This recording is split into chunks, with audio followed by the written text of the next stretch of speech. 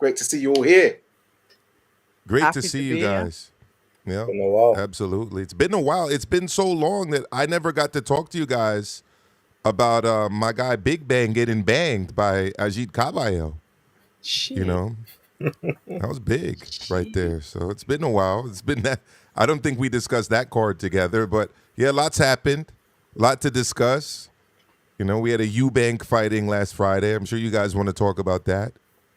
Yep, there was three shows on Friday actually, so that was actually more action packed. The Friday was than the Saturday, to be fair. So What was yeah, on Saturday? I don't even know. Nothing was on Saturday, I was really. about to say, what did I miss?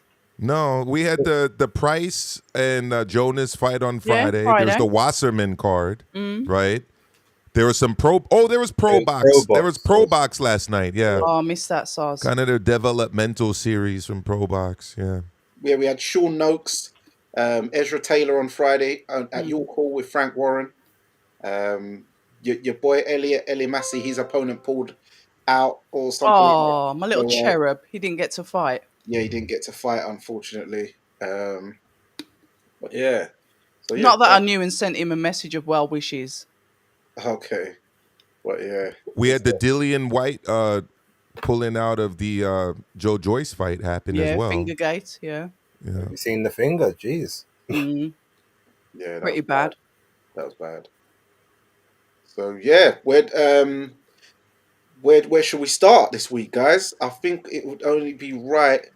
I think we should start with the International Women's Day card at the Royal Albert Hall Mm. with the all women's card with the main event Natasha Jonas versus Lauren Price.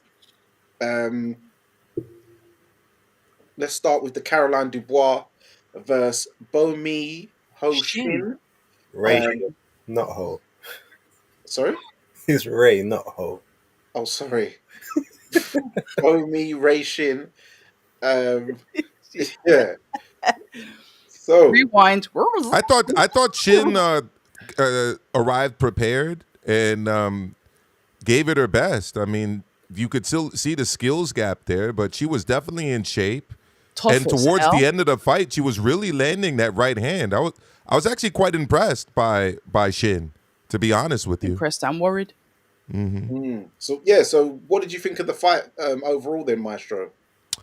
Well, here's the thing. That was actually the first fight I saw on the card, right? Because it was a Friday, so your evening is my afternoon here in New York City.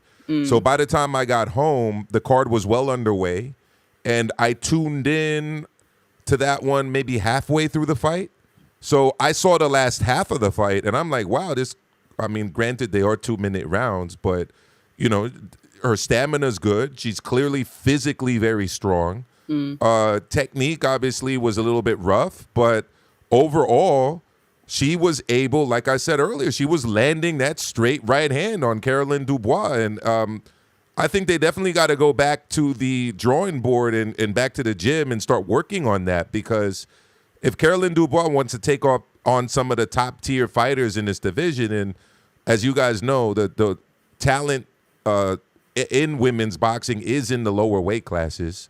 With all due respect to Clarissa Shields and her, list of opponents, you do have highly skilled fighters in and around that weight class. So, I think that there was a little bit of a deficiency there on defense that was exploited to some success, not enough to win the fight, but I definitely was quite surprised at how often she was able to land that straight right hand. Yeah, I hear that. October, what's your thoughts on the fight, and do you feel, some people say that they feel Caroline was maybe a bit exposed in there on Friday night. Some people thought Bomi Raishin was better than they expected. What's your thoughts on it all? I think Base queued me up on who Bowl was. He said she's a solid fighter. She's ranked, obviously, I think she's ranked at number 1.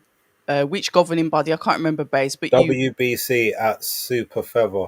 Okay. So Base kind of like tipped me that this young lady is not going to be a pushover. I met her at the press conference, but unfortunately, I didn't get her on camera. But she seemed quite confident from the press conference, and she was tough as, excuse my French, she was tough as shit because Mm, Caroline was really throwing at her, and she was literally like just shaking the shots off, like shaking herself, like to say, nah.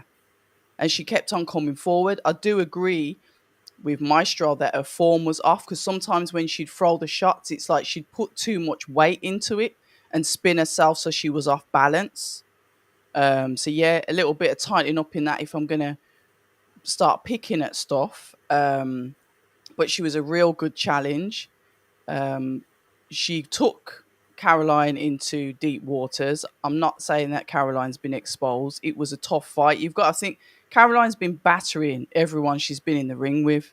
So we've set a standard for Caroline. So she's come up against decent competition, and it's been a good fight. Yeah, Caroline won, but I wouldn't say she's been exposed at all. It was just a real tough fight, a live opponent, and yes, please, more of those. But you could see on Caroline's face at the end of it, she looked disappointed.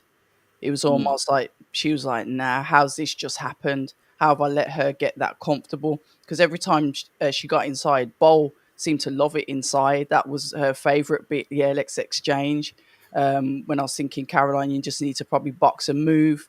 She just went in there to try and trade with her, but the girl did not respect Caroline's power whatsoever. But I enjoyed watching it though. So yeah, we'll see what happens next. I've seen her and Terry Harper going backwards and forwards on Twitter again. So I think Shalom's done an interview and he said, should Terry come through her next opponent, which I believe she's fighting on a GBM card, then it's Terry and Caroline next. And good evening to the chat, by the way. Happy Sunday. And that's my take on that. yes, thank you very much. Base, you was there in attendance. You was actually ringside. You managed to Okay. get even. Base was working that pugilistic magic. I was up high in the rafters a bit, but Base got down. Up close and personal. So yeah, Low down and dirty how base. how exactly? So what was your And you take got to when you? get in them crevices, you know. Hey, hey! Yeah, how was it up being up close and personal in the Royal Albert Hall? And Yeah, look, it was a really good fight. I knew it would be.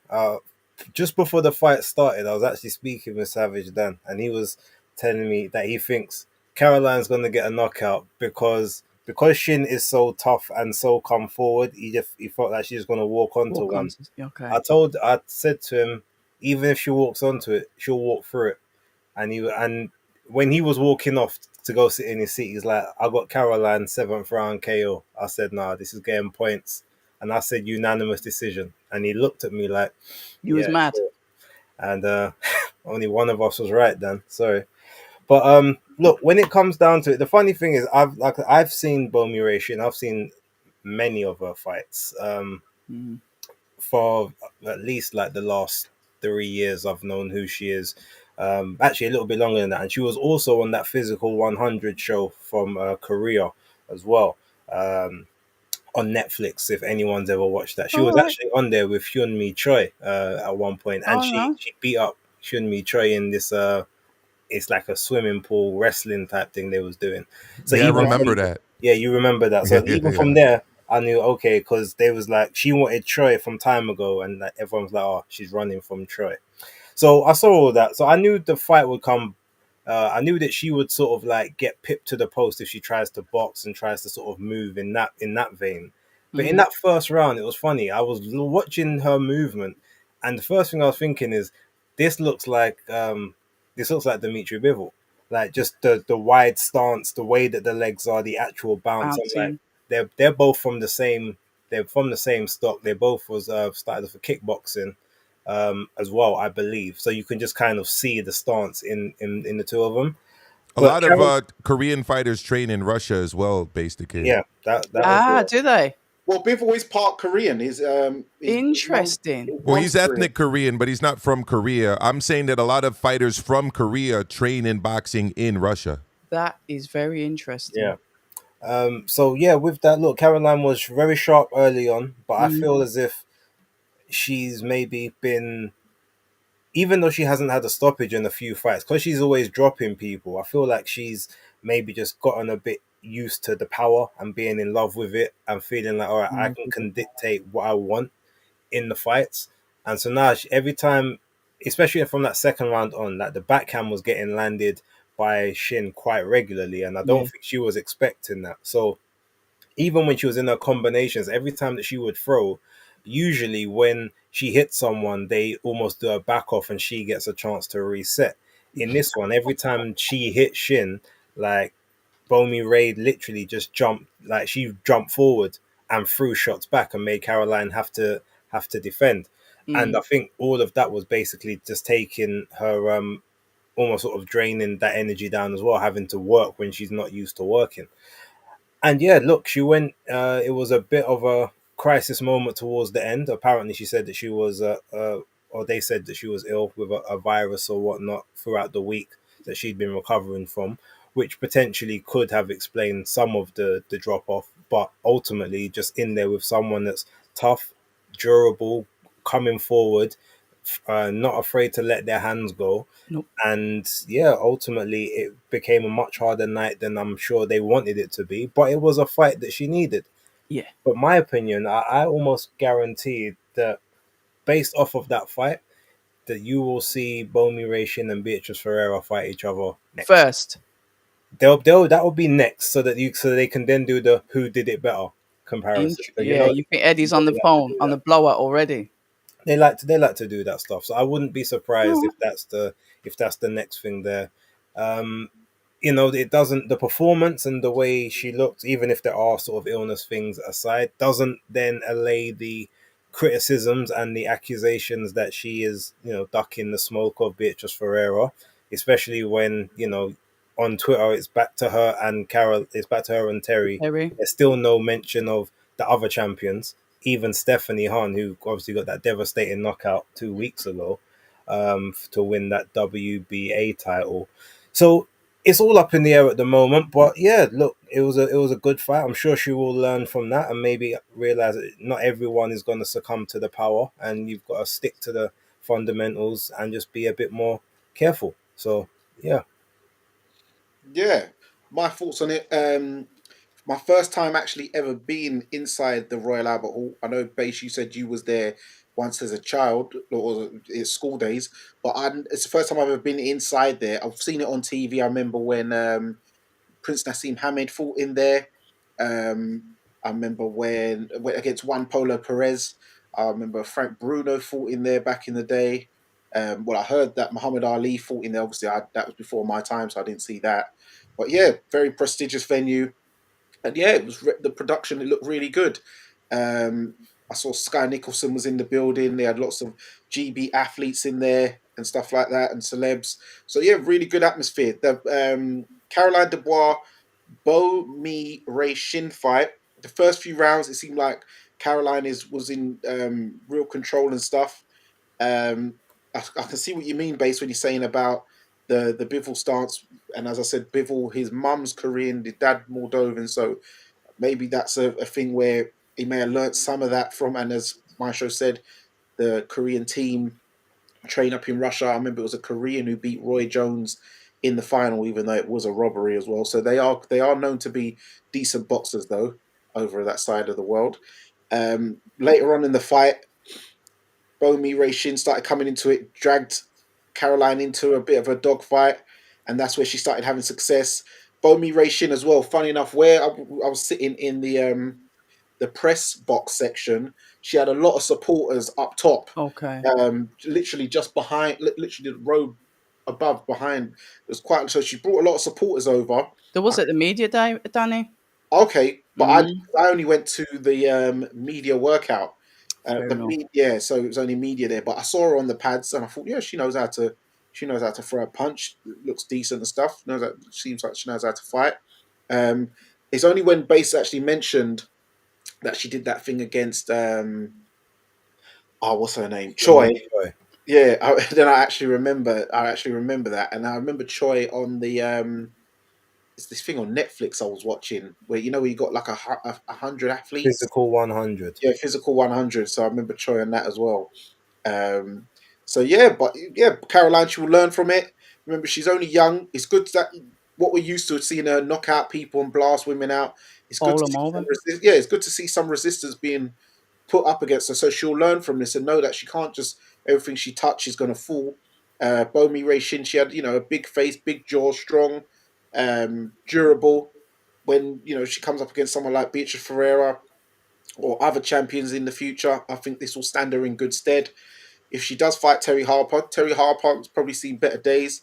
She probably would stop Terry, I believe, Caroline. But we know who the main real tests are. It's the likes of Beatrice Ferreira, it's the likes of Alicia Baumgardner, people of those ilks. But yeah, it was an entertaining fight overall. I missed, well, I didn't miss. I was watching the first sort of 5 rounds down in the media room, but they had a little TV screen in there. And then obviously I came up, and then I saw Bass has obviously made his way down to ringside while I was up in the vantage point. So yeah, but good fight though, nonetheless. You keep mentioning that like you're a bit jealous, though. Is it a bit like when Maestro pocket watches? There's Hey, a little hey, bit hey, of hate hey. going on here. No, it's funny because I was at home. How about that? I wasn't even Denny's there. made multiple posts since that statement in our Has he? private chat where he's posting about people's finances, their purses, asking people how much they think people make, why they don't make as much as they maybe may have made in the past. I don't know anybody who's more interested in finances than Danny. Not that I'm saying that there's He's a anything hater, wrong isn't he? with that. Huh? Oh man. Danny's Trust been me, a I'm lot. gonna be pocket watching later because I got a lot to say about the UFC and the Ooh. and the small amounts of money Oh. they pay their fighters. So Yeah, trust me, we'll if get you into like that. pocket, We're gonna get into if you that. like pocket watching, tune in for the later part of the show Yeah, yeah, because yeah. there's gonna be a lot of pocket watching We're gonna with get the into it. UFC. We're gonna get into that. We gotta get into that. Briefly, let's talk about the upset of the evening. Jasmina Zapokochna Was it versus an Chloe upset of the Watson. evening? Zapatochna. Yeah, Zapatochna. yeah, for the European flyweight title. Chloe Watson, Ricky Hatton fighter, Mm. um, against Jasmina Zapokochna. Oh, Tochna. Yeah. Yeah. yeah. Um, we'll start with we'll go what do you call it? Anti-clockwise. So yeah, base. Let us know your thoughts on the fight because I know you saw it He a bit tweeted different it, from didn't me. he? Yeah, no, look, I was, as I said, in all fairness, like I was watching, but I wasn't watching hardcore. So I was keeping my eye on it, but there would be maybe 10, 15, 20 seconds of various rounds where my attention was being diverted to this lovely elderly Welsh lady that beside me who needed help with everything from Wi-Fi to posting on Facebook and this, Oh, that, and the bless. third. But obviously, you sit in the seats. You got to mingle with with the other VIPs, whoever While they you were may be. ringside, yeah. Oh, is that why you was ringside? Yeah. Oh, you get there how you can. But yeah, it's Base weird. found himself a cougar. I mean, I ain't seeing her All the again. rage now, apparently. Huh? I hear that. But no. In all seriousness, like I was watching the fight. Every time I looked up, and from the first few rounds, it just looked to me as if Chloe was on the ascendancy. Like Jasmina's pretty much on the retreat for the most Yeah. part. Yeah, she's doing. There's some counter shots here and there, but I'm just seeing a lot of work landing by Chloe. I'm seeing a lot of it land visually by her face. I was sitting just behind where Marcus McDonald was, and it just looked every moment like Jasmina just getting outpunched and outlanded. So even though I wasn't focused 100%, that's kind of the general feel. So when it went to the end, I thought, okay, this looks like a bit of a Chloe Watson, victory. And I was looking at it thinking probably like it looked around like a 97, 93. And then when the first scorecard came out and said 97, 93, I was like, oh, okay, well, cool. Then the other two, the 96, 95s, or if you're being correct, 95s, 96s, I was like, oh. So I put out a tweet initially, and then I actually had to delete that one, and I reworded it, just basically saying Oh, I'm going to have to watch this again on the TV because it looked like a quite clear Watson win from what I saw. Then I saw Danny. He said, no, Jasmina won that comfortably. A few people in the media rooms, I know Jasmina won that Okay. easy. But then there were some other people, from ringside where I was, it looked like that was Chloe Watson all day. Ah, So it was one of those ones, I suppose. But I don't begrudge Jasmina the victory. Like, she's worked hard to get, all these positions. That's three tough fights back to back, and she's won two out of the three and elevated and won titles in two contests. Much love to her, and hopefully she can carry on up the ladder. But one thing I do know is she needs to sort of stick around this level for at least another 9 to 10 months until she figures out and we all figure out what Gabriela Fondora's doing. If she don't move up, you're not getting a world title. So there's no point even taking the payday. That punishment ain't worth it. mm-mm. You just gotta wait for her to move up, and then you can maybe try either go for a vacant title or find the next crop of champions and do that and go down that route. But yeah, congratulations to her. Many more returns to her. Chloe Watson, she can come again. She can drop down to British level, get the British title, maybe come back up to European, fight for a vacant, or maybe even rematch Jasmina. Because again, from what I saw, it Close. looked like she was winning. Maybe there's enough there that you can do a rematch sometime down the line. I hear that. October. What was your thoughts on the fight? How did you score it? And what did you think of the fight? She You don't know, score. me, and I don't Oh yeah, score. sorry. Minus the scoring. Yeah, yeah. I thought Jasmine looked like the more busier one, so I thought she won. But what I will say, in defense to Chloe, Chloe's been sat around for ages waiting for a fight, and she's wanted this fight. She's no longer with Wasserman to answer Philip's question, because I asked her that when we spoke on the presser day. She's, a free agent. She's with like second to none management, but she's currently not got a promotional company. Um, and Ben Shalom was basically saying it's winner stays on in that fight. So already he's mentioned Yasmina fighting on the undercard of her stablemate Callum Simpson. So it seems to be obviously working well in Yasmina's favour. But to be fair to Yasmina, I like her fight style. I like the way she is. I like her attitude. I like absolutely everything about her. And I'm just probably more happy on a personal level that she got the win. Because you know me, I don't score. But I did like her on the back foot. She was comfortable on the back foot. She looks like she's got some ring IQ as well. And obviously she's in a good gym, Dickie's gym, like I said, with like the likes of Callum Simpson. So yeah, I'm looking forward to seeing more from her. I don't know what's going to be happening with a lot of these women fighters though, with everything that's going on. I'm sure we'll get into that. But yeah, I'm Mm, happy for her. Commiserations to Chloe, but I really blame inactivity. She had a fantastic amateur pedigree, and it's heartbreaking to yeah, see her go in for a fight that, yeah, she probably should have won, and unfortunately didn't get the decision. yeah.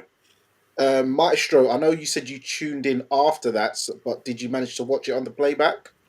No, I did not, Danny. My apologies. It's funny No. because last week I watched both of those cards, the Queensberry and the Matchroom card, but You're the unfortunately, only one that watched that Queensbury card. I wasn't available to discuss it in great detail last week. Neither were But we. No one watched that Queensbury card last week. You were the only person. look, I sent you video proof that I watched it. Yeah, we saw, but you're the You only know, person that did. probably the only one in the Bronx that watched it too. By the way, In the maybe all of New UK as York well. City, huh? Ever since Frank said he's going to the zone, there's been no promotion about Queensbury card. Yeah, it was you know what the funny thing is though, Base? In the United States, it was on the zone. Was it? Yeah, yeah, yeah. I Ooh, think the TNT contract is that it will go over to the UK once Okay. On the zone once the TNT runs out. But I think internationally, it's already on the zone. Hmm. But okay. yeah, yeah. Okay, interesting. Yeah, from my vantage point, maybe this must be one of those things of it depends where you're sitting, because as you said, base Yeah. those who was where I was saw it for Jasmina, and as you said, when you was at where you was located at ringside, those people saw it for Chloe. So maybe it's a thing of where people were sitting, Yeah. which had a better depending on their view. But for me, I saw Chloe Watson coming forward, but she wasn't landing. A lot of shots were getting blocked. She was getting countered.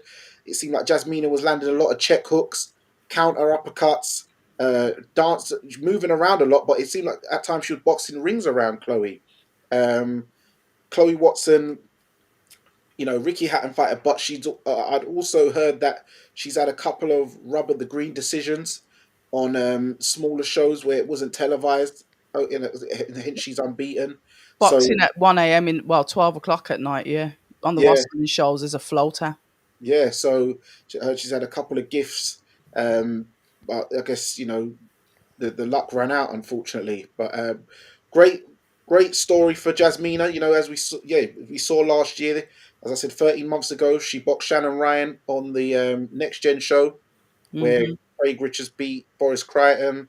It was like the bloodbath in there that time, where Shannon had the big cut on her head. Then she came back and beat Gemma Roog, and then she upset um, Maisie Rosie Rose. Rose Courtney, and then as you've seen, she's got the European title. She was saying about Callum Simpson helps train her, so Hmm. she's saying he's the best coach and this, and giving lots of big ups to her team.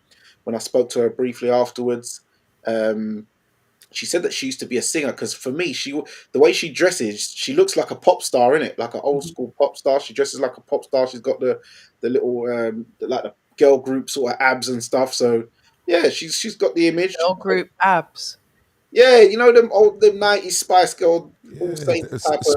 sporty Spice. Yeah, And what's the one that was with Eddie Murphy? The one that he dropped. Mel What's her B. Switchblade. name again? MLB. Yeah, Mel B. Yeah, She her. breathed on her, she got pregnant. Yeah, Yeah, yeah. one of them ones. But yeah, no, great Cover up, guys. yeah, great story. She's from Wrocław, a place that I'd been to see Well, she Usyk said that she's firsthand. not from there. She Yeah, said she said she's she's not lived from there, there, but that's not where she's from. but it's listed on there, so she must be from probably one of those outside skirt places from near there or something like that. She just said that she lived there. So she said it on your video. You should have Yeah, I know, remembered. yeah, she said she lived there. But yeah, I'm just getting a little claim that I've been to that place when Usyk fought Daniel Dubois. Nice city. But yeah, well done to her, and we She'll roll be on. all right. She'll be all right. She'll go far with her personality alone. She's Yeah, very, very likable. yeah, She's likable. She'll be promotable. So she'll be all right. She will. yeah. And but world stage, as we know, yeah, Gabriela Fondora is obviously leading the pack. There's a couple of other Gabrielas in that division as well. I noticed when I was looking on the ranking list. So Mm. that seems quite a popular name for that weight division. But yeah, so yeah, I think just defend your European title for now, get some purses, and do your thing, and Go. wait till the sister Tower Inferno moves on. But Mm. yeah, we'll go to the main event of the evening: Natasha Jonas, Miss GB versus Oh, Lauren Price. where's my black veil? Where's my funeral veil for my Natasha, man? Yeah, yeah. Let's start with you, October. Since you, yeah, what did you think of the fight? It was, One sided. yeah. Talk about it. Tell us Yeah. about it. Well, everything that Lauren Price said during the lead up was true. She was too fast, too strong, the younger fighter. She took everything away from Tasha. Tasha could not get any shots off whatsoever. She was disrupting everything Natasha even attempted to do, never mind like trying to do. She was just nullifying absolutely everything, was not letting her breathe. That jab of Lauren's is horrific, absolutely horrific, because the shots that she was setting up after that and the combination flows that she had, the way that she was able to push Natasha back and even disrupt her ring movement. Don't get me wrong, Tasha was spinning off, rolling under sometimes, but it was just too much. Very, very one sided, worrying at some points as well. I was thinking she's taking some punishment in here. Um, Brilliant for Lauren. Sad to watch because obviously I'm a fan of Natasha. Have been for years. But I think it was literally the passing of the torch, the passing of the baton, whatever you want to call it in boxing, the passing of the gloves onto the next. Um, yeah, good fight. Good fight for Lauren. Not so good for Natasha. But yeah, and we'll see what happens next. So congratulations to Lauren, man. She's a monster. Commiserations to Natasha. Yeah, Maestro.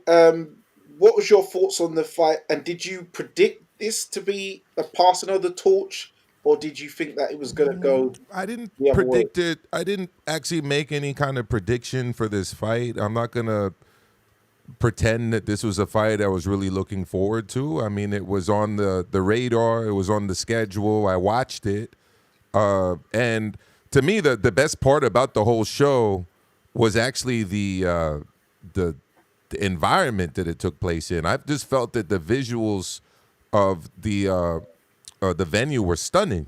You know, in terms of what happened in the ring, you know, Natasha, she's getting up there. She's older in age now.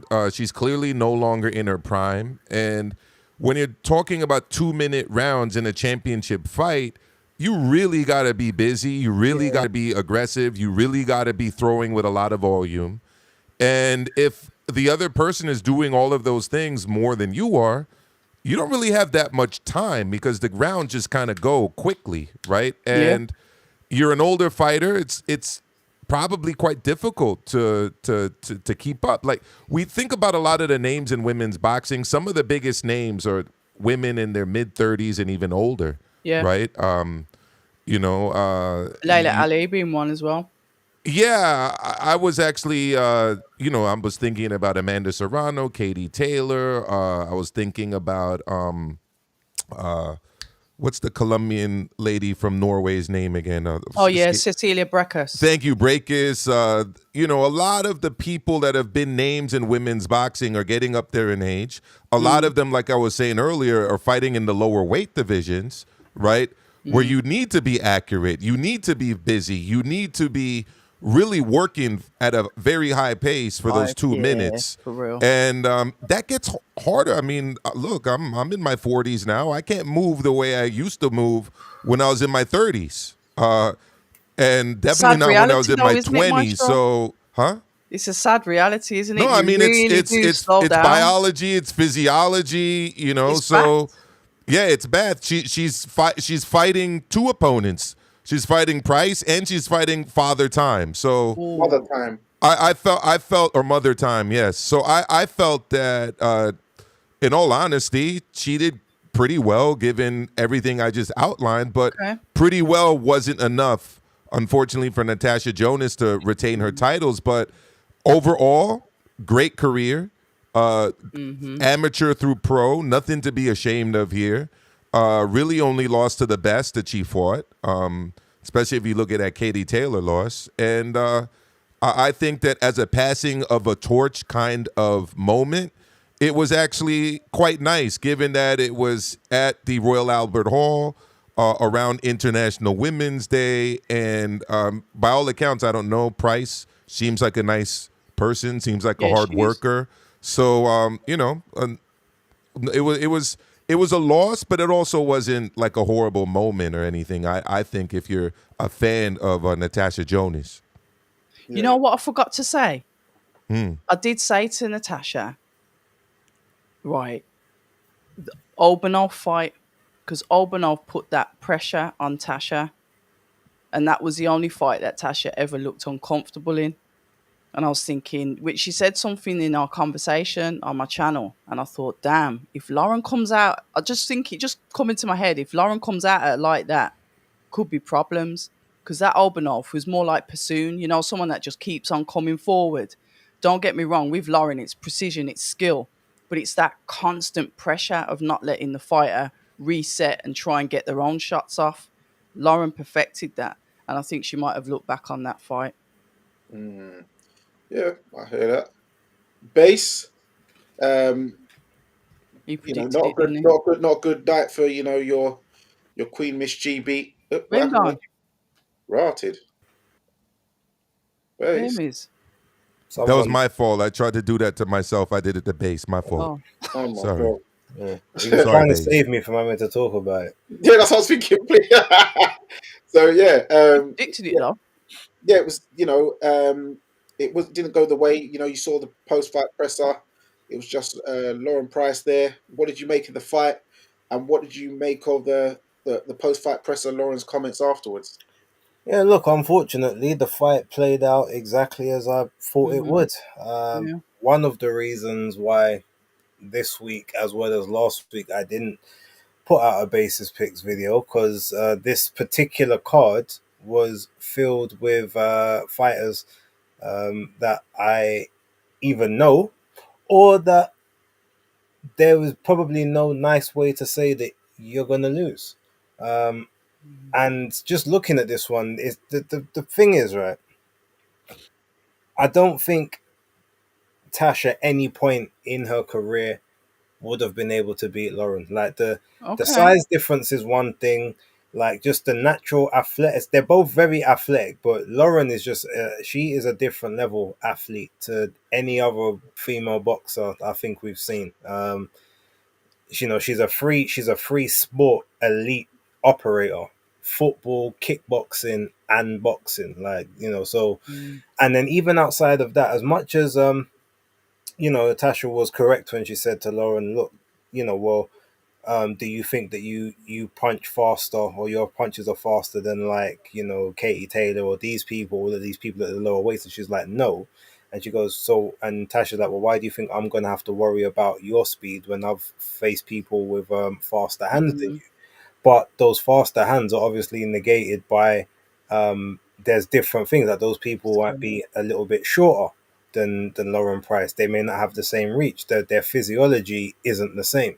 And even though I was looking at it from a point of view as even if Natasha is the naturally should be the naturally quicker because she is the naturally smaller woman, more fleet footed, from the lower weight classes, she can't negate that 10, 11 year age gap between the two of them. You yeah. can't be faster than a 29-year-old at 40 um, if you're both elite level athletes, unfortunately. And so she was relying on timing, but in relying on timing, she basically wasn't letting her hands go. She wasn't working. She was trying to conserve. She was almost trying to old woman her, conserve energy and hope that she can walk her onto one shot and then maybe take control of the fight via that. But that obviously wasn't the way to go. I mean, I broke character a little bit when I was at ringside. I kept quiet for the first 5, 6 rounds. I was kind of scoring it on the phone, and then by the fourth, the fifth, sixth, someone called me. But then by the fourth, fifth, sixth, I've looked up. It's looking exactly the same as it was. I just wrote, Mm. "There's no point scoring anymore." Like, and then yeah, I broke character, and I was literally there trying to yell instructions to Tash amongst all of these Welsh people sitting and standing Oh, bless. around me. But um, yeah, look, she unfortunately she didn't. I was hoping that she would try to circle away from the power hand. That was one Okay. thing. Get onto the jab. I was yelling Can, at. can I, Whereas, what's his name? Joe Gallagher, I think was saying that be patient, be controlled. I was yelling, no, be first, get in close, cut her range, cut her distance, couldn't do it because though. at least that way, like you can stay safer on the inside than you can on the outside or the mid range. But look, it wasn't to be. The whatever it was, whether the legs weren't there, whether it was a case of what, she was still the best version of her, but like Price was just better at the time. Yeah. Like Lauren Price is the apex predator of 147. There is no one currently in that division that can beat her. The person that can even give her the closest test is Michaela Mayer, and that's only due to work rate and consistency.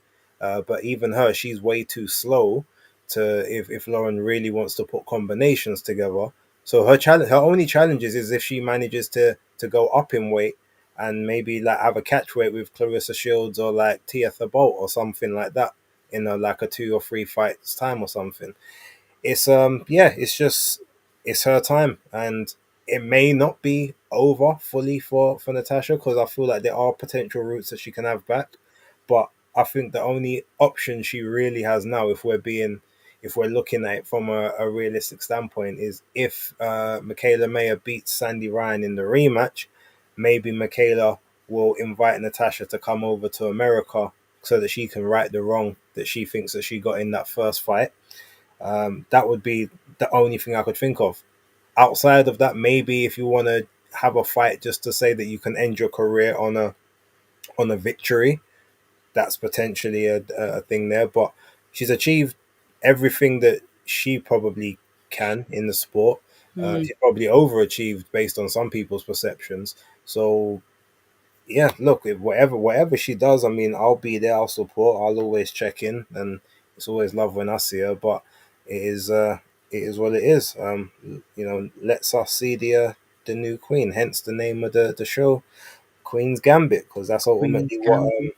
what Boxer had in mind, sacrificing one for another. Oh wow, love that.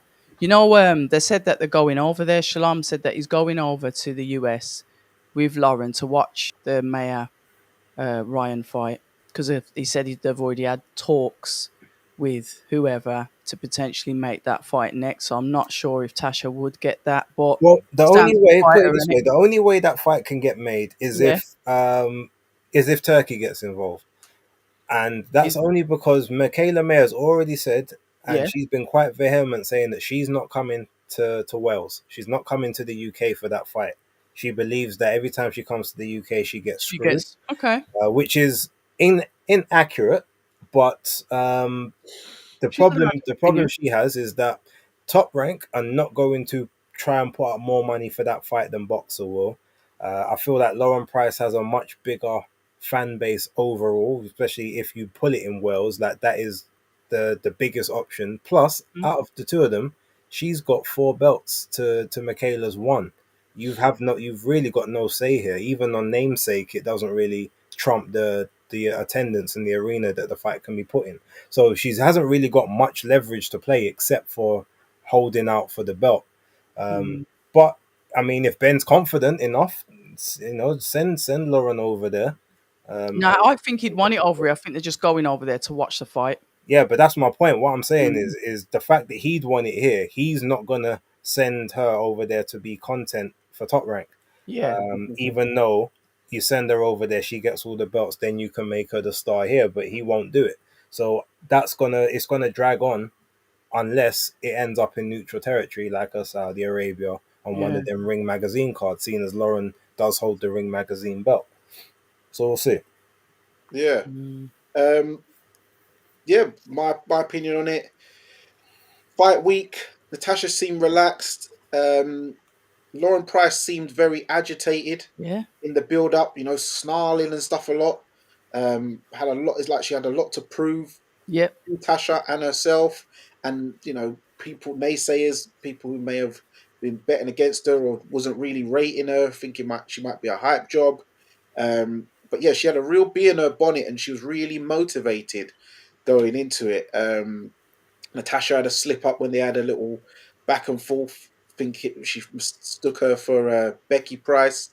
Hence, I made and it seemed like the ending was very fitting in my comment, which I put on the video. Yesterday's price is not today's price because Natasha beat Becky Price, but today's price was a lot more different, a lot faster. She's built like a bulldog. Like she's very heavy, Yeah. big Popeye forearms, big shoulders. Um, yeah, she's a bit T-Rex-ish, but yeah, she's very fast, agile. A lot taller than Botrek have her listed at. Don't know why they got her listed as that short, and they got She's about Natasha. 5'9", ain't it?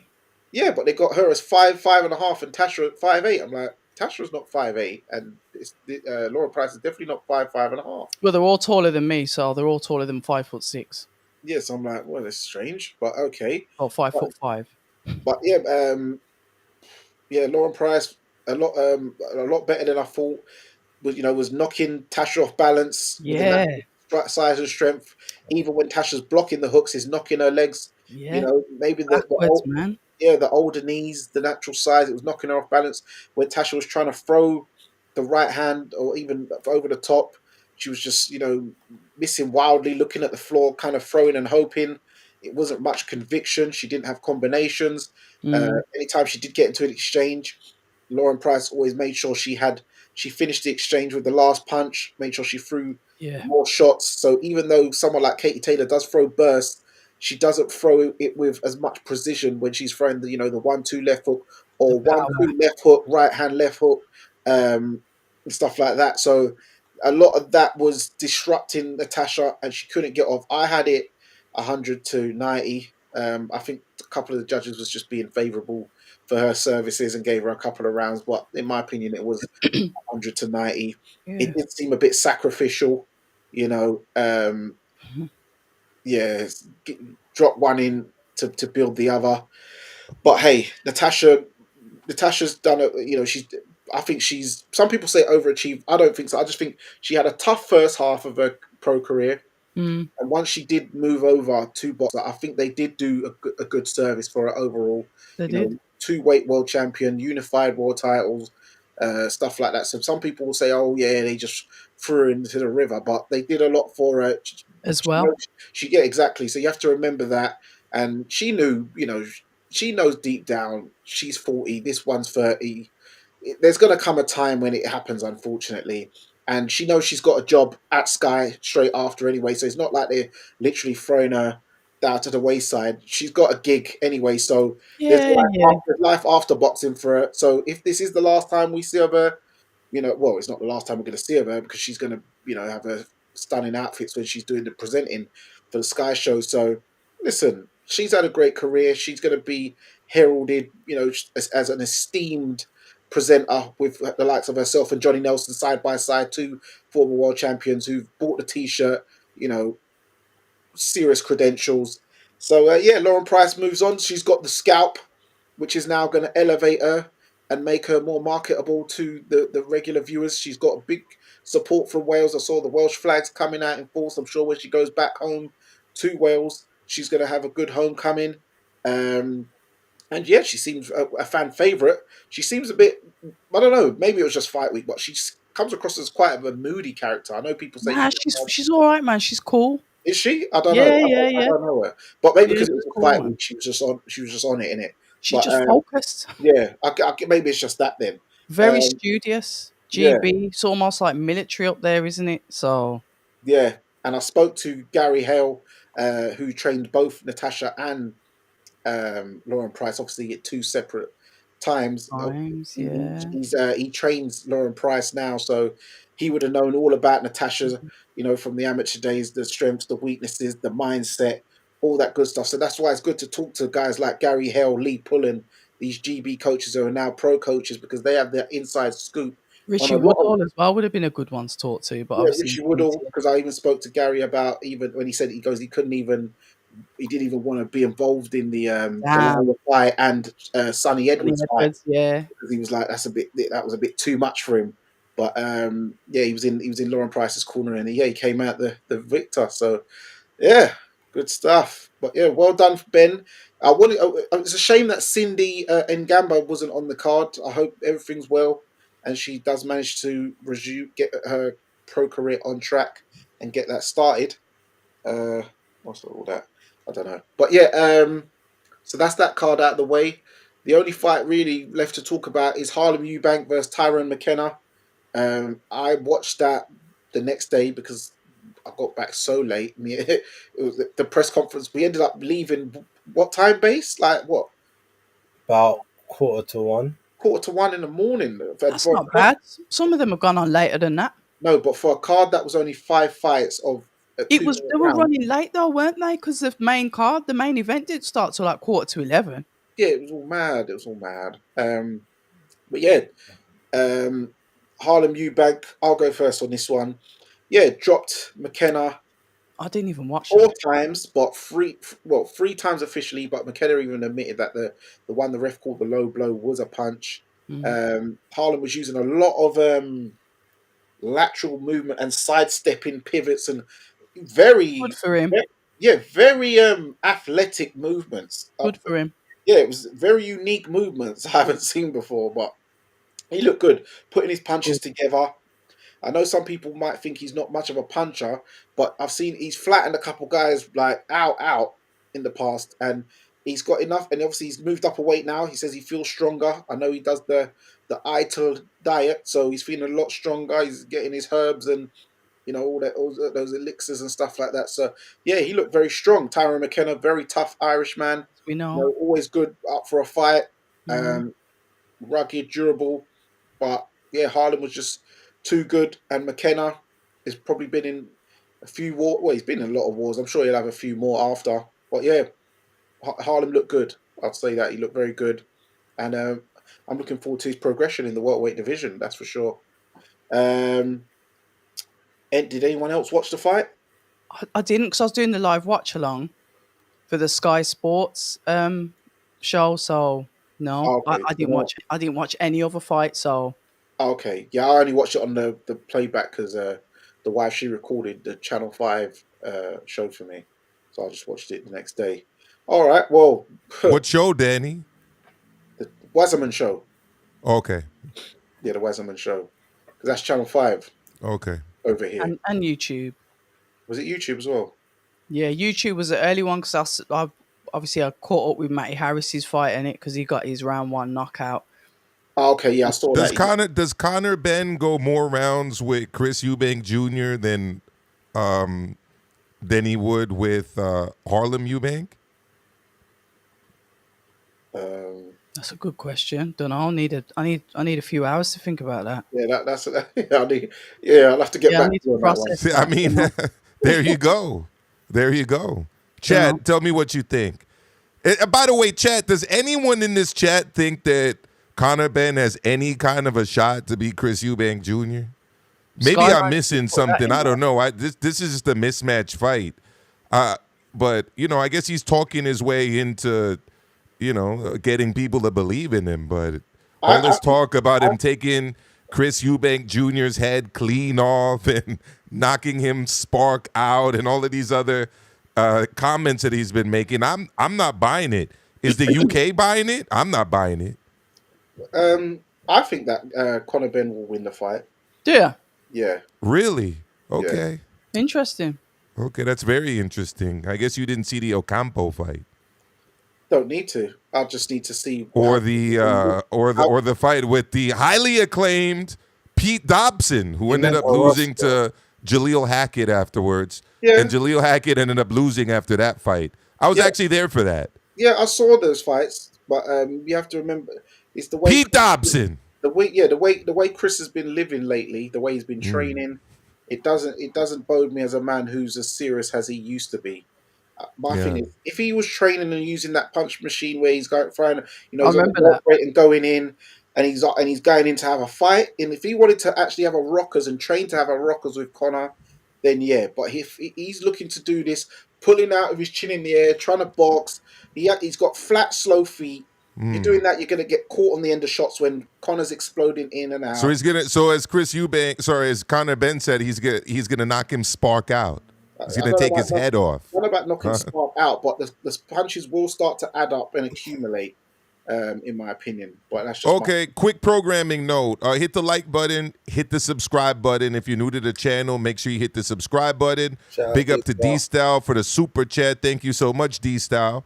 And also hit the notification button, because a lot of people who subscribe to my channel tell me that they don't get alerts when I go live. So it might be the same for October, might be the same for Danny and Bay. So double check that notification is switched on. And finally, do what Star Fox did. Spread the love. All right. If you're watching on one channel, move on over to another channel. Go for it, Star October Fox- Red.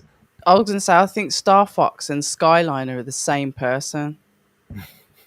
really Yeah, I think they're the same. They're just too similar. They're either that or they're twins. okay. Okie Or dokie. they're best friends. Something. There's no way that they don't know each other if they're not the same person. But yes, Yeah, sorry, go on. yeah, no. But yeah, you heard what Maestro said. Get active, get involved, guys, and thank you for tuning in. But let's move on to the I think, you know what I think we should do, Danny, before you move on? Yeah. I think we should lock down the Twitter and tell everybody that's watching us on Twitter to hit that link and join us on YouTube. Hit the link and join us on YouTube. Twitter's better numbers. What do you think? I'd never tell anyone to come off Twitter. Twitter's better numbers for me. Well, there you go. I got overruled by the Queen, October Red. Nah, you didn't get overruled. Just Twitter's better, man. Trust come me. on, Come There on. you go. Twitter's there. It's live. All right, well, at least hit. I want to see more hearts then on the Twitter. Then we should all have retweets from everybody watching. Yeah, retweet it then. Retweet Yeah. and likes, right? Retweet. Yes. Rex. X up. Retweet and likes, or re-exing it. And quote Re- tweet. Quote tweet too. That Quote helps. tweet. There you go. But yes, I think it's time to let's get into this. We've seen big news as over the last couple of days. Oh yeah. Yeah. Yellow Sheik has teamed up with Dana White from UFC and this guy called Nick Khan. Hmm. Allegedly, they're doing a TKO league. People are citing rumors they're looking to destroy, the promotional companies that we know. So yeah, what's your thoughts, guys? Anyone's welcome to chime in. Let's go for it. What's your thoughts on all of this, man? I'll go first. Yeah, go on. I don't like it. Why? Um, because why would you say that you're going to destroy or disrupt or dismantle the other promoters? I understand the competition side of it, but that makes me feel a little bit uneasy. So I will say shout out to Eddie Hearn that's put his foot down and said, "Not with me, you're not." Reminds I me of mean, when Turkey said that he was going to eat Canelo when Canelo went face to face or head to head with his pay-per-view at the Sphere event. You remember that? The big Sphere in Vegas? Yeah. They decided to go at the same time as Canelo against Berlanga. And then Dana White got upset with the MGM for hosting Canelo versus Berlanga at the T-Mobile. Canelo Berlanga ended up being the bigger event, so they actually didn't get eaten. But yeah, Well, so I it mean, you reminds me of say that. that- Sorry say to that. interrupt no, October. no, Saying you no, say that, but Canelo has no, man. been he's been consumed into the fold now, so maybe he did get eaten, just not when they fought. It's a Just you valid perspective. Yeah, go for it, October. Sorry, I interrupted. No. This is what I want. No, you know me. I like the free conversation because I might say something that you don't agree with. I like the way boxing has developed. So I think it's developed brilliantly. I think we are getting some really good matchups. I think the money is filtering back into the UK, so we're getting the stronger UK cards on, especially from Frank Warren. He seems to have invested his money into buying up a lot of UK fighters. So it seems to be going really well. So when I first heard the news, it more or less rung alarm bells with me because it's like, okay, the money's got into the sport, and yeah, you've got to be grateful for that money. But I just think everything's got a price, and I think it's time to collect. Mm. So yeah, Base, what's your thoughts on it? Or do you think this is going to be bad for boxing? Do you think it's going to affect boxing? Do you think it's going to be, or do you think it's going to be positive and an additional, pleasant thing for it to go on? And what was your thoughts on the Canelo situation where he was, told to shun the WBC title? Well, I think that's okay. So that's two separate issues. All right. In terms of the TKO boxing thing, I don't know. I I'm not 100% sure because Hmm. from what I saw and from what they was initially saying is that it's more of a grassroots movement. It's supposed to be everyone from those that sort of the new up and comers and the upcoming talent, and giving them access to the best facilities and making sure that they can get out regularly, be seen, and be basically the future stars of the Contenders. division. That's kind of how it was sort of sold. Um, so I don't know. I don't know how much of that then correlates to everyone else, like all the other big stars. Is that TKO thing is the first step of that? Is it amalgamated into the ring? Is it essentially everyone that's on that new ring card, the one that's going to be taking place before the Canelo fight, Devin Haney and Ryan Garcia and all that, are they the first signees of it? That's Are the promoters like Eddie and Frank and Oscar and Bob, are they essentially now just going to be like back in the day football feeder clubs to these Riyadh season and ring cards. Like they do all that sort of the grass work, the grassroots movement stuff, and then as soon as the person's ready, Turkey takes them to put onto the big stage. I don't know how it all plays out. It's it's all a bit confusing until more information comes out. In the biggest issue with it is that if these new all the new children and like the new sort of the prospects, sorry, not children, but if they're all coming up and they're expecting to be paid the same way how everyone else is now being overpaid for all the Riyadh season and ring cards and stuff, that causes a problem, because then they may not be as active unless they're getting that same money, or they can't go from show to show because they might get, say they get 100,000 to do this fight over here, but then their regular market value is actually only 15 and a half, but they don't want to do the 15 and a half. So there's loads of now stagnated fighters hanging around, just like what happened with the PBC. Is that going to be the case? Are they all going to be price capped if they're on there? You know, Dana has been looking to try and repeal that Ali Act for the longest time. Is that what he's trying to do? So he can get everyone on a wage, Yeah. and a non-breakable wage structure with bonuses and incentives. I don't know. There's a lot to sort of Digest, yeah. go through it. So until I get the full details, all I Yeah. can really say is that if it gives, for the moment, if it gives prospects or people that don't usually get opportunities more opportunities to show how good they are or how good they're not, then fine. And if it's more about getting rid of the stigma of losing the O as well, that's cool.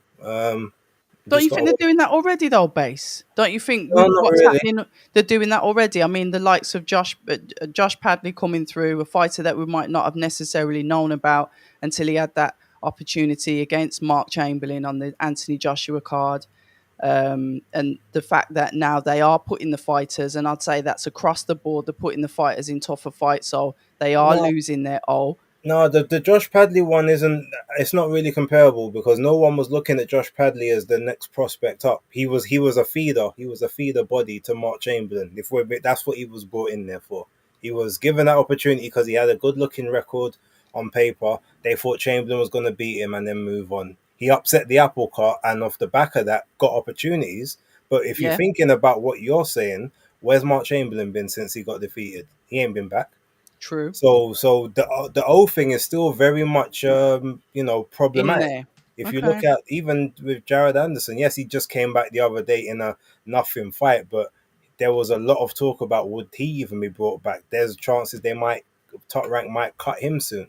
So the O thing is still there. If their thing is to literally have everyone in round robins, then we'll see. But Frank Sanchez hasn't been back since losing the O to Ajit Yeah. Caballero. Zhang is lucky because obviously the Joe Joyce thing, and he's got the knockout power. That's one thing. Hmm. But Makhmudov just about got an opportunity afterwards, but low level, and then got beat. Be it again. It's all of these people. None of them since they lost have really come back like that. Gerard Anderson's back. Nah, but you just I said just that, said though, that. innit? Yeah. Yeah. You wasn't listening, was you? Yeah, no, I was. We know what Danny was doing, don't we, Base? What was I doing?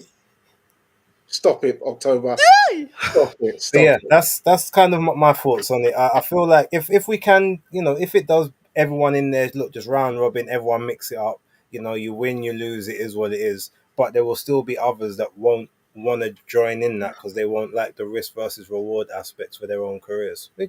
We'll see. It's got a couple cycles it's going to have to work through, but until we We'll get to a see. point where that becomes more like the old school. Yeah, Maestro.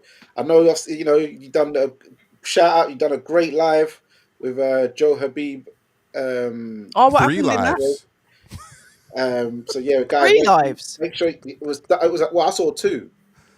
Well, I did one on his channel because we Yeah. do a show on Saturday where we do an hour on his, then we do an hour on mine. Okay. And after that show, we were having a phone call, and he was still arguing with me about it, and I was arguing with him. So I'm like, we might as well just do this on camera. Let's do another one. So we ended up doing 3 lives on it on Saturday. Okay. Right? Then I think I did another one on this topic this morning.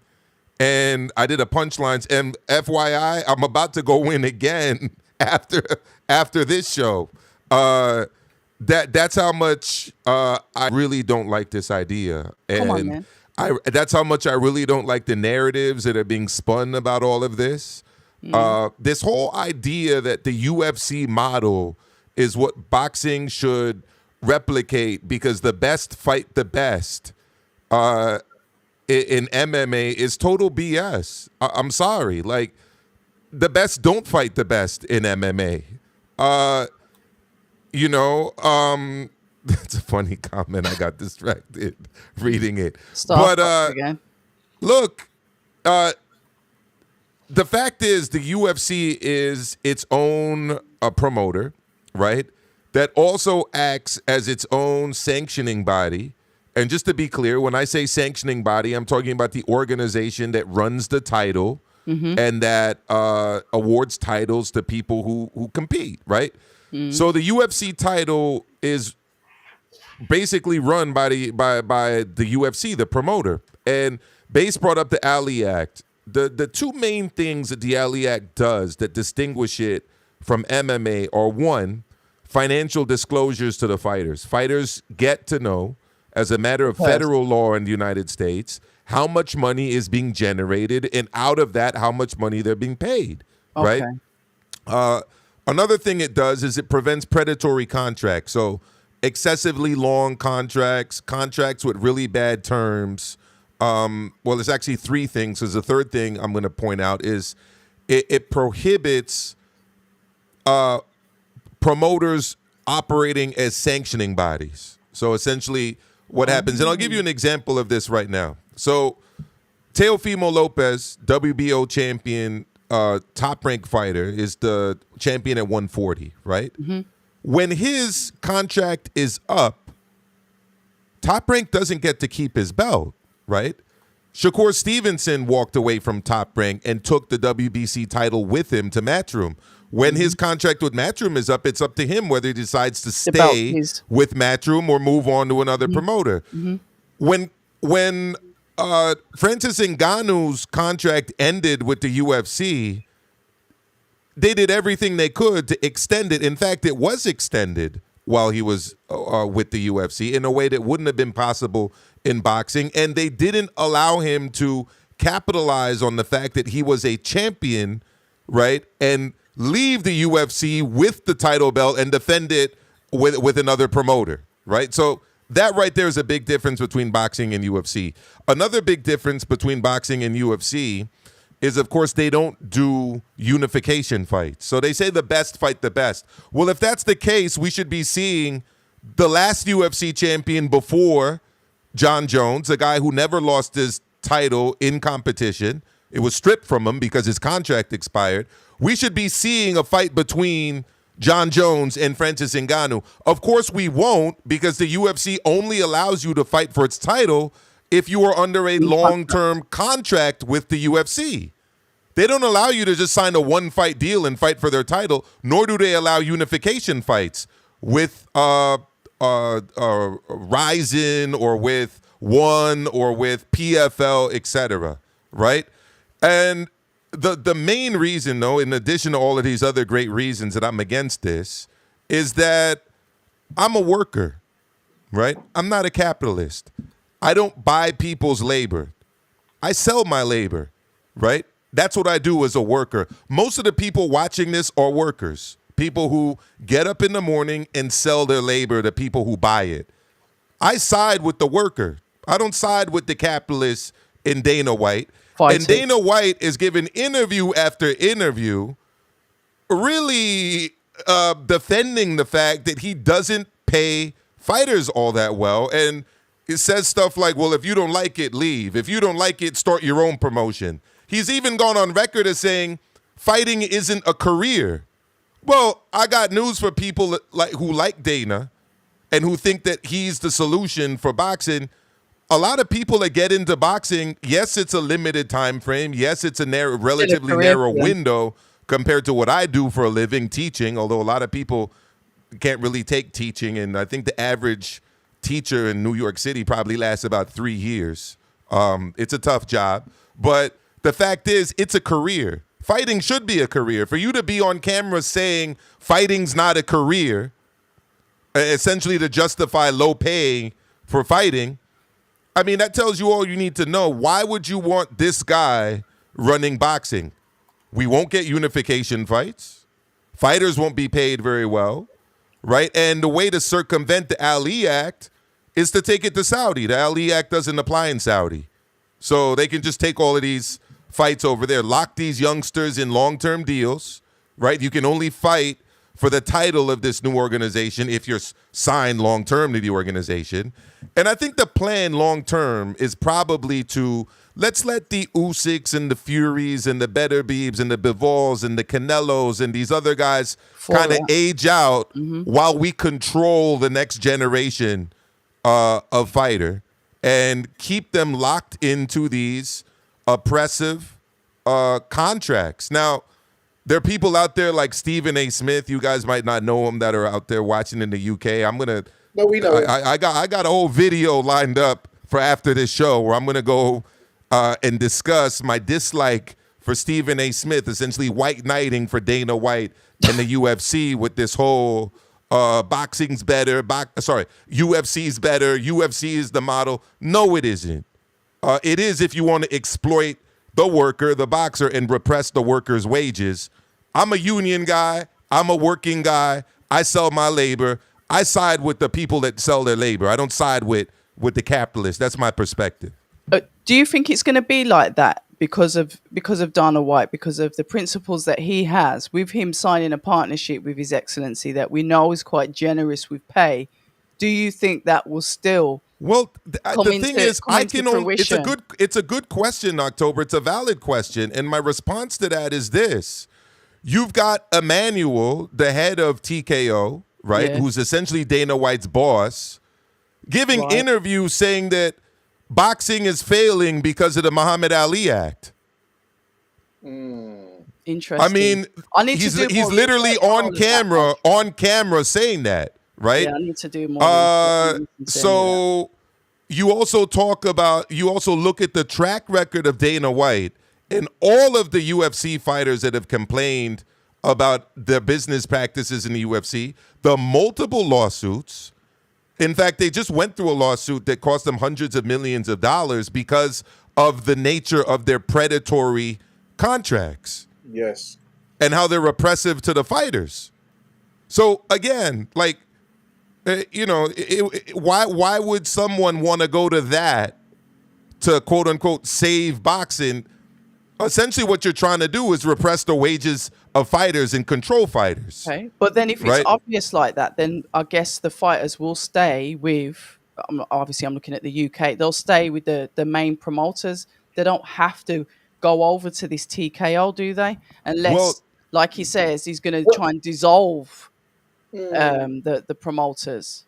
Well, I think it'll be one of those things where the first crop will go over there thinking that, when you go over there, the streets are paved with gold, and then those guys will get burned, and then the ones behind them will know, all right, the grass is greener where we was before, but it's going to take a crop to end up getting burnt and have horror stories, and that's where the next lot. So that's what I think potentially will happen.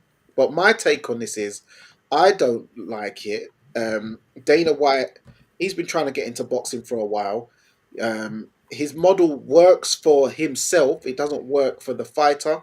As Maestro says, I'm a blue collar guy, in American terms, like yourself.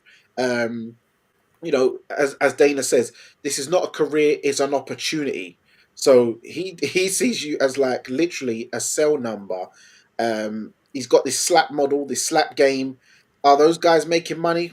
A lot of them are going to end up with CTE. They can do all that, but it's not very healthy for themselves. I agree. You seen that guy? Anytime he gets slapped in the face, he's like going that Samoan looking. I mean, it tells you all you need to know. Like if Dana White was around, a couple hundred years ago, he would have been that character from Django Unchained doing the dingo fighting. Yeah, remember that? Yeah, the Mandingo fighting. Yeah. I mean, that's how he talks about these fighters. To Danny's point. Yeah. A commodity for sure. But I just think that the carrot will be is that they will receive to start off with substantial pay because the rumors are there. Everyone's got, like you said, there's lawsuits. There's this. Where is the attraction They're for the starting with fighters? The You reckon? vulnerable, young fighters that are probably naive, that don't really know business that much. That's who they're getting in. They're not gonna get Canelo to fight for this. They're not gonna get the guys who are main eventing these Riyadh season cards to fight for this. So you mean There's like another it's good like point an too that I academy? forgot to mention. And shout out to my friend Stitch Duran, noted cut man, right? He's talked about this many times. He actually was fired by the UFC. Do you know why he was fired? He was fired because they overnight decided, or at least informed the UFC fighters that they would no longer be able to have sponsorships, right? Yes. When they signed a Reebok deal. So you had fighters that were making their money off of their sponsors Yep. because the purses were so low. Yep. Overnight, they're told you're not getting that money anymore. You're just going to get a small little percentage of Reebok, of what Reebok is giving us. $2,000. Yeah, $2,000. And you literally had fighters overnight losing tens, if not hundreds of thousands. In the case of Vito Belfort, he said he lost millions because he had sponsors in place, right? Yeah. So the UFC controls the belt. They control the sponsors, right? They're literally treating these fighters like indentured servants. Like, just go listen to interviews with Randy Couture, you're right. Interviews with Francis Ngannou, yeah. interviews with other fighters as well. Nothing they've said about this is true. Again, the best don't fight the best in MMA. They don't do cross promotional fights. Yeah. But So that's the selling point, and that selling point on its face isn't true. But yeah, it's like, as you said, for instance, if they do that same thing in boxing, you got someone like Johnny Fisher who brings in a ton of fans, has a load of sponsors. Yeah. I'm sure he's making about at least 50 G's in sponsorships, and then you Fair put play. it down to literally just having I don't know, Lonsdale and Everlast, and say, oh yeah, this is you get $3,000 a fight from these sponsors. This is your sponsors. That's messing up a man's proper wages. Like it's not It's good drink, really. isn't it? Yeah, it's not good for boxing. I don't think Dana White, his model will work in boxing because boxing it's too many organizations as well. Not At too the many. moment. Yeah, at the moment, but it seems they're trying to do something else with it. What's your thoughts, October, on what it seems like they might be possibly trying to do with these organizations? We've seen Canelo. Yeah, let's get on to the second subject where Canelo is seen being told to shun the WBC. There was no other title belts, and I remember saying this. I did notice that when Bivol won the undisputed, the WBA belt just went missing. Like it was Did you non-existent. mention that on one of our lives the other day? Yeah, so I just But then Base something alarmed rebutted. me. Yeah, Base thought that maybe it was just he ran out of room on his hands to hold things, but it alarmed me the way I saw that, and it just seems slowly but surely all this disappearance acts are happening with these governing bodies, these belts. So, what's your thoughts on that incident, and what do you think is going to happen? I was actually there, Danny. Oh, go on. Oh, you Yeah, said so it was weird because they held it at Radio City Music Hall, which is a very famous venue in New York City, Midtown Manhattan, 50th Street, East 50th Street. And in fact, last time I saw a fight there hasn't been a fight there since Rigondo beat Donaire at that same venue. Rigo beat Donaire back in the day. I was at that fight with my sister and my cousin. Huge venue, much bigger than the theater at Madison Square Garden. So I got the alert about this about 6 p.m. It was a media blast, right? About 6:30, I think the alert came through to my email. If anybody wants to contact me, it's elmaestroamilcar@gmail.com. That's where I got it. And it had a link in it to get free tickets to the event, right? So it's like, okay. I told a couple of my students about it. A couple of them went down there. but I didn't really automatically see the link for the media credentials, so I emailed the following day. Ended up getting in. Long story short, they rented out this huge place, gave people a less than a 24 hours notice because the event started at 5 p.m. or doors open 5 p.m. Eastern. Last Thursday, I got the alert 6:30 p.m. Eastern on the Wednesday, so it was mostly empty. They pushed all of the people to the front. Very beautiful venue, but it was empty and the audio was messed up. They had the interpreter on stage. The fighters couldn't hear them. People couldn't hear what William School was saying, and Canelo was commenting about it. And then we had this question and answer session where people from the media were supposed to be able to ask questions. Turkey Al Sheikh ended up asking a question. They couldn't really hear it on stage because of the audio issues. And then they did the face-off, and Eddie Reynoso was like collecting the belts, as he always does, because Canelo does the face-off, and Team Canelo, usually goes behind him with all of the belts. And yeah, he was instructed by Turkey to leave the belts to the side, and they had the Fatal Fury belt. I didn't quite know what the belt was. I think I had asked Mike Coppinger what it was, and he told me it was a Fatal Fury belt. And they had the Ring Magazine belt. So those were the only two belts on stage. And yeah, the other belts were all shunned. So they had them on stage. Turkey actually mentioned that, you're fighting for that last piece, pointing to School's belt. So that was asked. But then at the end, when it came time to pose with the belts, the only two belts that Canelo posed with Were the two. were those two belts, and Turkey was holding them. School didn't have his titles, and neither did Canelo. Very interesting that. So, what do you make of that? What did you make of that base? And is it a thing of that the governing bodies that we know of are going to be a thing of the past, and it'll be just a two belt era with this? I don't know, this new belt and the ring belt, or will the ring belt just be the be all and end all belt? What do you think's going on with all this governing body? Because what alarms me also, well, what's strange to me is that didn't the governing bodies all sign a contract with Riyadh season like during last year, from what I remember? Well, they're all listed as partners as well on the Ring magazine, so that's Yeah, on their Yeah. website as well. yeah. So So, it's so, Yeah. so interesting. base, what do you think about all that? Um, I mean, look, to be honest, I didn't read too much into it initially because if you remember this whole thing is this SN it's a SNK promotion, right? So he's promoting the video game, the partnership they've got. So Yeah. they've got this Fatal Fury belt, which I guess they're someone I think Adi was saying, oh, it's the undisputed belt, but it's not because it's also there was also a Fatal Fury belt for the Eubank Jr. and Conor Yes. Ben press conference. So clearly it's something that's gimmicked towards the event and towards the The promotion of the game. game. Yeah. It's being put on by the Ring magazine, so it's in association with Ring magazine and SNK. So it makes sense that the only belts you want in shot for this specific promotion and event that you're promoting is the two belts of the collaboration. So they didn't need to be the WBC, WBA, IBF, WBO, etc. That's the way I took it. So I mean, and maybe there could be something more sinister going on, but again, they're all listed as partners on the Ring magazine website. You wouldn't have got them all together within the space of like 6-7 months to now all of a sudden like say, oh well, we're not going to work with you guys.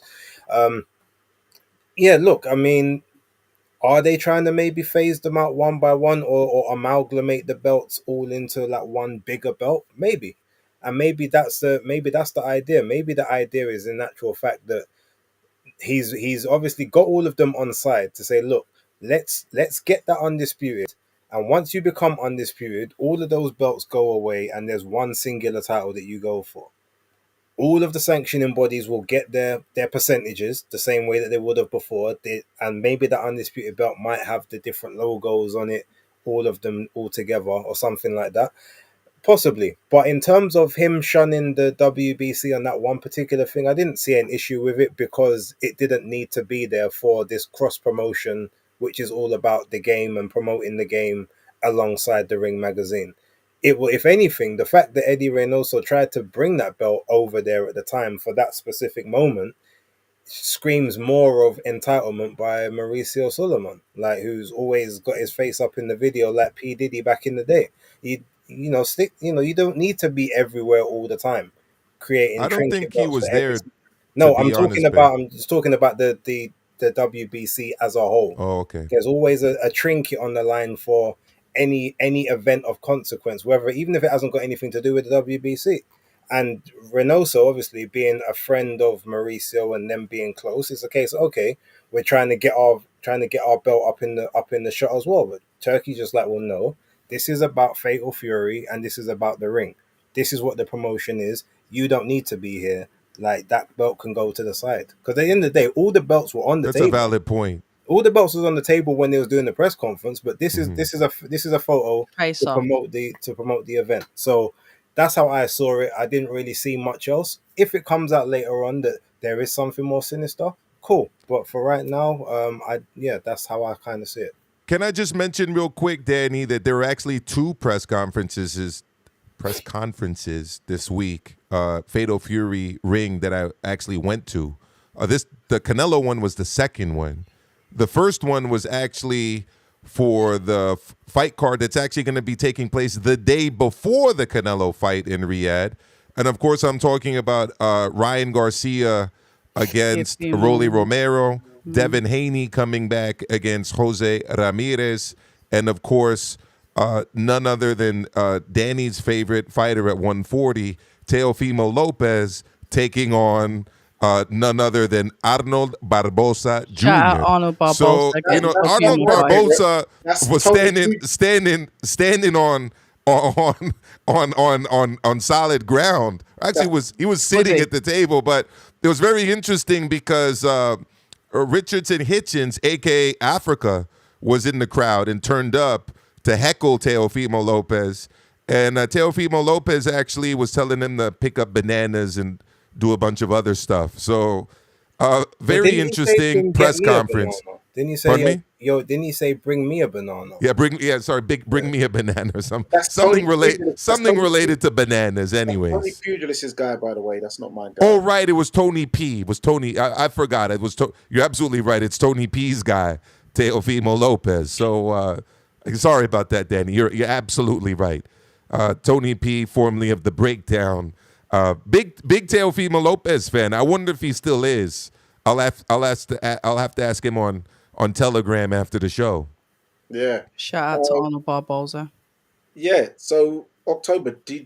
What did you make of it? Do you think that it was maybe people looking too much into the WBC incident? I think everyone's going to start looking into everything a little bit more because it seems like over the past week there's been so much happening with boxing and a lot of change, and it's a lot of things for people to try and get their head around and get used to. So yeah, I can understand why people may look at something and say, well, that doesn't look right. Just like Benavidez jumping into the star position to potentially fight Bivol, and then His Excellency says, well, actually, no. And kind of like, Bivol, you know who's looked after you, so you will do as you're told. So yes, it will create a lot of paranoia and what the hell is going on over here, and is boxing changing at such a rate of knots now that nobody knows what the hell's going on. So I understand the paranoia, but I think we've got to wait to see how the dust settles and to see what's actually going on. But I'm on the back foot with it. I'm literally on the back foot and just going to see how it all plays out. But whilst you're on the back foot and you're looking for openings, how do you see this how do you see, the Bivol situation with Beterbiev free or Benavidez? How did you see that whole situation? He'll do what His Excellency tells him to do. Simple. Because he pays him. And that's what happens. You do as you're told. And both of those guys beat Benavidez too. So I'll just throw in for that. I don't know if they're capable of beating Ben Whitaker. That's an open question, Oh, but for fuck's they can sake. Are definitely we they gonna... can definitely Too late beat tonight, Maestro. Every time we start talking about boxing, why should I have to put Ben Whitaker? That did You what? know what? Ben Whitaker. Leave young Ben.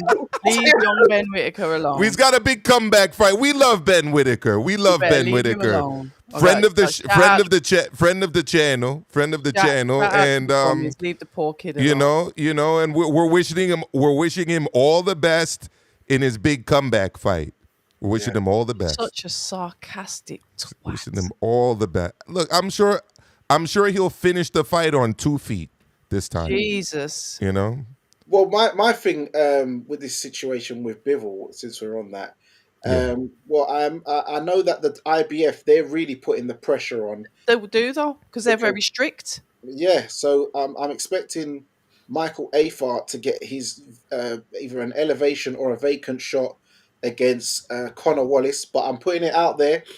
If Connor Wallace is not available, then I would like to see Craig Richards get a shot versus Michael Afart. If he does fight Connor Wallace, Michael Afart, then I want to Why see do you Craig keep Richards. repeating his name and saying it wrong each time? It's Eifert. Sorry, Eifert. I first. Michael Eifert. If Michael Eifert fights Connor Wallace for the vacant shot, then I would like to see Craig Richards versus Zach Parker, and then the winner of that gets a shot at the winner of Michael Eifert versus Connor Wallace.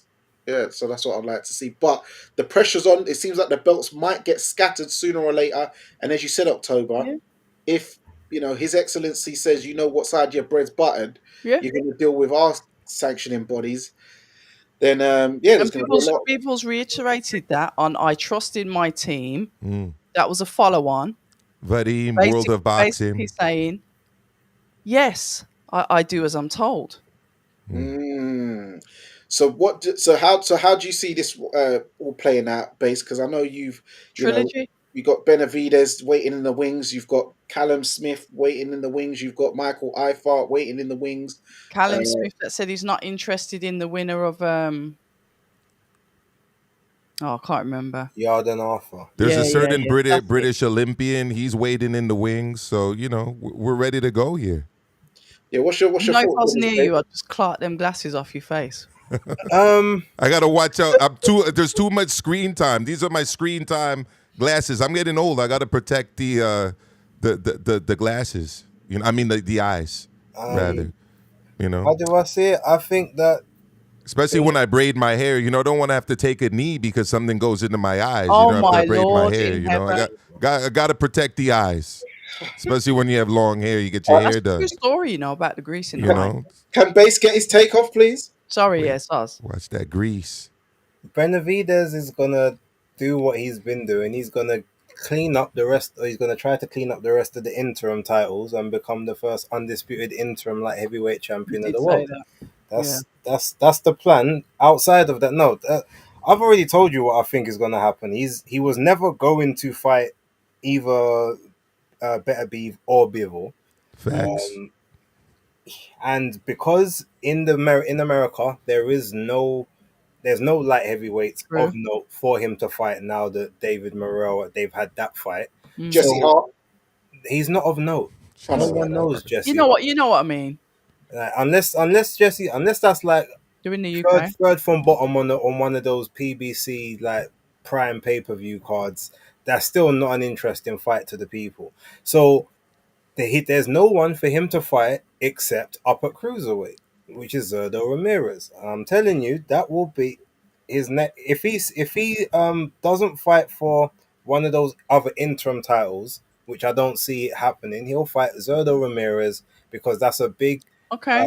Mexico versus Mexico, Ecuador / I like America fight, and he probably believes that he can beat Zerdo Ramirez, considering they both have fought at 168. He's not a massive cruiserweight. He probably feels like he can walk around similar weight to him, and he can go and be a champion up there, and he can do that away from Saudi in the protection of the US, like he likes.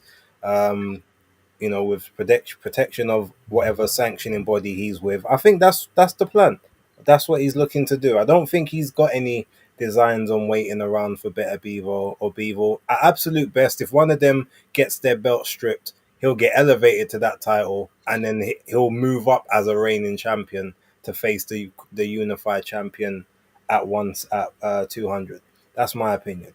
First ever unified interim champion in the history of boxing. Precedent was set when he beat David Morrell Jr. The first time I've ever seen them allow a unification of interim titles. Yeah, well, he's got two more to get if he wants to clean up and be undisputed interim. So There you go. So I did want to comment though, because the New York State Athletic Commission did rule that the Lamont Roach, what should have been a Lamont Roach win, was ended up being upheld as a draw. Yeah. I didn't really think that was too fair to Lamont Roach. Well, me and Red spoke about this last week. My take is a little different, and let me say this before you carry on, because this might also make you think more about what you're gonna say. Well, I know you're a Dipset fan, so maybe Jim Jones and Joel Santana walking out. I was never a fan of Dipset. I thought you liked Dipset. I was LOX. Oh, LOX. Okay. LOX and G Unit. But Yeah. no, look, the reason I think that you can't overturn the decision, you can't change the decision, is because when it happened in the ninth, right? And obviously nothing was done then and there. Mm-hmm. Everything after that becomes a quote unquote butterfly effect. So if you now try to go back and retrospectively change what happened in the ninth, well, that we now don't know if that would have changed what then happened in the 10th, the 11th. True. Correct. So because you could make the argument that Tank Right. would have fought different. He might have. Yeah, so because of that, he may have got a knockout. Roach may have got a knockout. But what we do know is if you go back and change that one thing, it then there is a ripple effect, and you can't now change that without changing whatever else happened. So the only way you could feasibly do that would be, in theory, to get them back in the ring, go back to that ninth round, take the point off, carry on the fight from there, and then make them fight the rest of the fight after that, and then try and score it that way. That would be literally the only way you could do it in a or a no contest, or a no contest, or a disqualification. That could have been on the table too, because his corner did flagrantly break the rules. But here's the problem: by giving him treatment in the middle of the round. That's true, but I think the problem with that is you can't disqualify in that moment because the knee touched down, right? So immediately you're asking for a break. That's then supposed to be that is a break in the action. When the referee's counting, that's a break right there. So if they've now come up onto the ring apron, which they shouldn't have, but they've come up on there at a moment when the fight is actually paused. Correct. So again, it's one of the ones you can't actually disqualify him because the fight is paused at that moment. It's the whole thing is just if you try to change one thing, you end up changing a lot. So that's why they can't overrule it. And everyone's talking about, it's because they New York want Tank to come back. No, it's just because they've got common sense and realize that the butterfly effect is a real thing. You change one thing in that past, it dictates everything that happens after that. And you can't do that because it was grease mode during the 9th round. Shout out to Skepta, giving new meaning to the term grease mode. So it is what it is. Another thing I wanted to mention is with this new TKO league, if they're looking to make it a thing where you can't fight for their title unless you're part of them, then would it be kind of like when because they don't want anyone from, say, the other governing bodies or the other conventional boxing fraternity sector to then take their belt back over to where people would consider, in this day and age, what's the real boxing and real sort of ranking system. That's what my show was on about before. He won't be able to do it. You know what it's like. It reminds me of, hold on, because it reminds me of when the WWF/WWE champ took the WCW belt over, and then when they tried to do it with Bret Hart, they said he can't do it, and then you have the to Montreal screw job. Yeah, and they had to do the Montreal screw job because everyone always wanted to see Goldberg versus The Rock or Stone Cold, but Goldberg ended up having to come over to WWE. You know, is this TKO league going to be like the ECW, where yeah, you can have guys like Taz and Samoa Joe, but they ain't quite. No, You no, know, no. I think that what they want to do, base, is do what the UFC does, which is act like they are the real world championship. That there's no other real world championship, and essentially ignore what goes on in the rest of the world. Joe Habib, shout out to Joe Habib, Ringside Reporter Live, was making a comment. He was in my comment section this morning on my video, talking about the NBA, and my response to that, well, actually, the NBA does exactly that. Like the National Basketball Association runs its own championship, gives its own award to a team that's in its league, and totally ignores the fact that FIBA, which governs the sport of basketball, runs its own world championship for clubs that they don't participate in. They don't participate in the FIBA World Championship for clubs. So it would be like the winner of the English Premier League acting like there's no Champions League and no FIFA World Club Cup. Like they just want to do what they're doing in-house, ignore everybody else, and act like what they have is the only thing that matters. I think if they are going to do the UFC model, that's what the UFC does. so yeah, because it's strange. Well, because UFC they don't do any They don't do unification any with cross Bellator. promotional Yeah, unification fights yeah, ever. not with Bellator, not with PFL, not with One No. Championship. They did it once with Pride and they got destroyed and they learned their lesson and they never did it again. Quentin Yeah. Rampage Jackson destroyed. I think he fought the Iceman Chuck Liddell. They had a few other guys they took out there. They all lost. Yeah. So, and I think Dana learned his lesson. He was there sitting front row in Japan. He's like, I'm never doing cross promotion again. I think that's the last time they did cross promotion. But then, people, I think that where everyone's used to, because I saw someone do a poll on which title means the most, and they even put the ring belt in there as well, and the highest vote got WBC. So it seems that Yeah. WBC, whoever's the WBC champ, it seems the general set consensus by boxing fans is, even with this new TKO league coming in and whatever they're going to do, unless you have that green belt, um, you ain't the guy. And I think it's going to take. I don't think Dana and this Nick Khan and Turkey Al Sheikh, as much money as they might pump into this TKO league, I don't think it will be able to be seen as the real deal over conventional boxing with the likes of the WBC, WBA, IBF, WBO, and even the IBO is getting some sort of getting up there now these days. There Danny, you go. so I just got to you say keep real saying- quick, Base, I do got to Oh. get going. But go for it. No, we're all literally. I think this is the last topic anyway. No, I'm just Yeah. saying. You keep saying like this Nick Khan guy. You know who he is, right? No, He's the CEO of WWE. Yeah. Like, Yes. one of the most powerful guys in sports and entertainment right now. He's also the guy that negotiated the UFC's contract with ESPN. Yeah, He used I to be didn't- an I didn't know. he used to be an ESPN Yeah, big- executive, I believe. he's a Big major dog. guy. okay, Yeah. I'm out the loop with WWE, man.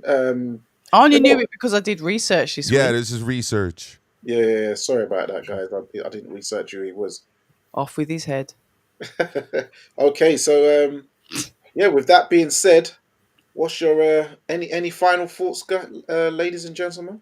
Yeah, I'm going live on my channel real quick. I gotta knock out a quick 30 minutes on this very, very topic. All right. So if you want to see me discuss Dana White the way I like to discuss Dana White, if you want to see me discuss Stephen A. Smith, two I'll be men listening. who I consider to be listening in my total bed. clowns, by the way, I suggest you come over to my channel. Link is going to be in the chat real quick.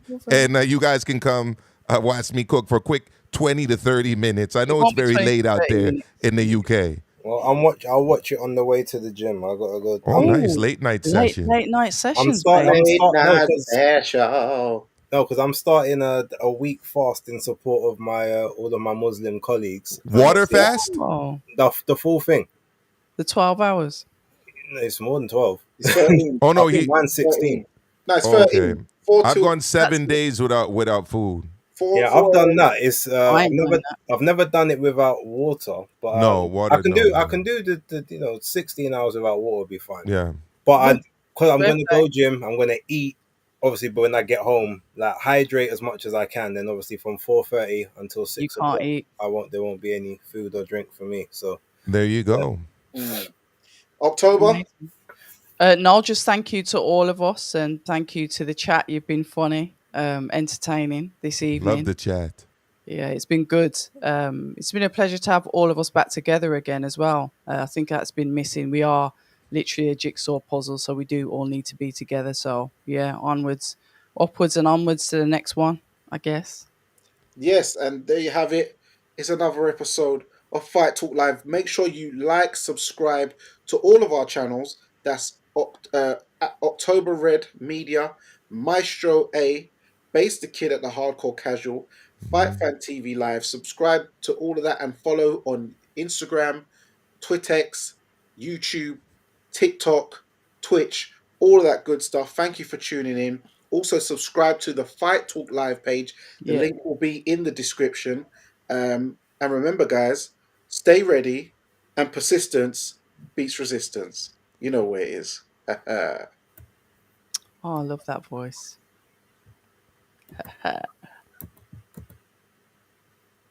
R&B, Danny. on. You know the set.